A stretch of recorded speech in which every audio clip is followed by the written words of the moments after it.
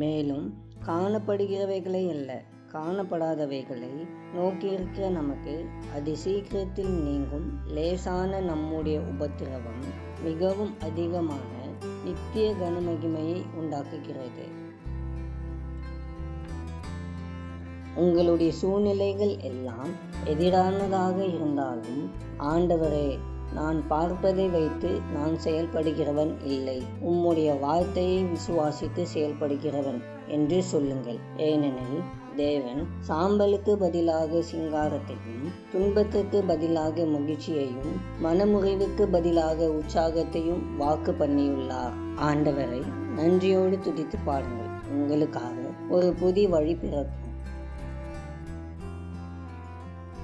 அன்பின் ஆண்டவரே, ஏழைகளின் பலனே, உம்மை துதிக்கிறோம். தகப்பனே, நீர் என்னை உம்முடைய உள்ளங்கையில் வரைந்து வைத்திருப்பதற்காக உமக்கு நன்றி சொல்லுகிறேன். ஆண்டவரே, நான் என்னுடைய சூழ்நிலைகளால் இயக்கப்படாமல் உம்முடைய வாயின் வார்த்தைகளால் இயக்கப்படுகிறவனாய் இருக்கிறேன் என்கிற புரிதல் எப்பொழுதும் என் சிந்தையில் இருக்க உதவி செய்யும்.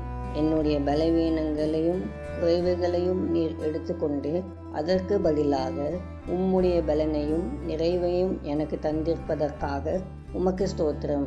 நீர் கிருபையாக மனிதர்களுக்கு கொடுத்துள்ள எல்லா வாக்கு தத்தங்களிலும் இயேசு கிறிஸ்துவின் மூலமாக நான் பங்காளியாய் இருக்கும்படி நீர் பாராட்டின உம்முடைய அன்பிற்காக உம்மை நன்றியோடு வணங்குகிறேன்.